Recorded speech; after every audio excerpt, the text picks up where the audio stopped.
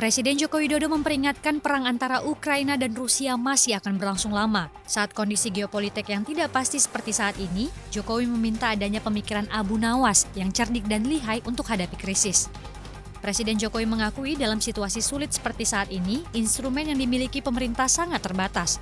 Oleh karena itu dibutuhkan pemikiran yang out of the box agar Indonesia tidak terkena dari guncangan ketidakpastian ekonomi global. Presiden menambahkan dari pandemi COVID-19, Indonesia mulai belajar menghadapi guncangan dan melakukan konsolidasi dari tingkat RT sampai pusat. Melalui konsolidasi dari bawah sampai ke atas, Indonesia mampu menahan landscape perekonomian yang berubah.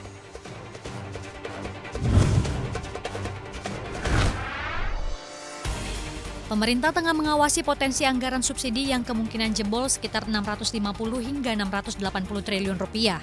Hal ini ditengarai akibat tingginya harga minyak yang rata-rata mencapai $100 Amerika Serikat per barel, serta pertumbuhan konsumsi bahan bakar dari masyarakat. Menteri Keuangan Sri Mulyani menjelaskan, terdapat dua faktor dominan yang mempengaruhi harga minyak dan komoditas tahun depan. Faktor pertama, yakni potensi resesi terutama bagi Amerika Serikat dan Eropa. Hal ini akan berimbas terhadap turunnya permintaan minyak yang mengakibatkan ketidakstabilan harga di pasar. Faktor kedua yang diwaspadai Sri Mulyani adalah perang. Dari hasil pertemuan Presiden Jokowi dengan Zelensky dan Putin, terindikasi perang tidak akan usai dalam 1 atau 3 bulan ke depan.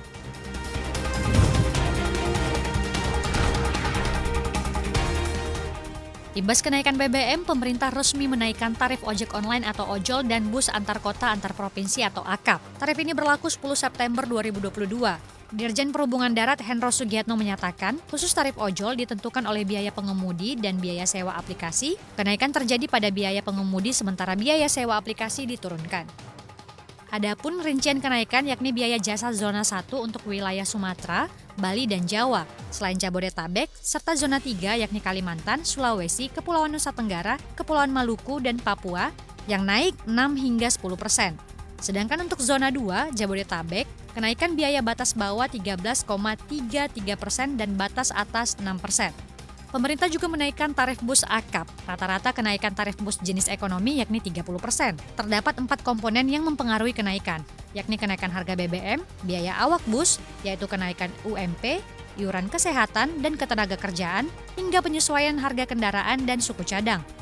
Nantinya, untuk kendaraan yang beroperasi di wilayah 1, tarif batas bawah berlaku Rp128 per penumpang per kilometer dan batas atas Rp207 per penumpang per kilometer. Sedangkan untuk wilayah 2, tarif batas atas ditetapkan Rp227 per penumpang per kilometer, tarif batas bawah Rp142 per penumpang per kilometer.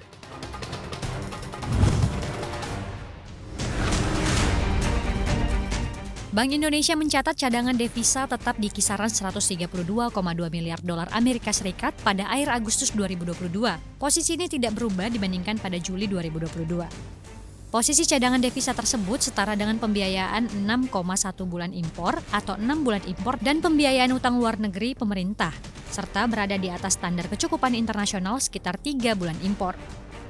Direktur Eksekutif Kepala Departemen Komunikasi Bank Indonesia Erwin Haryono menjelaskan, perkembangan posisi cadangan devisa pada Agustus 2022 dipengaruhi oleh penerimaan pajak dan jasa, penerimaan devisa migas, di tengah kebutuhan untuk stabilisasi nilai tukar rupiah, sejalan dengan masih tingginya ketidakpastian pasar keuangan global.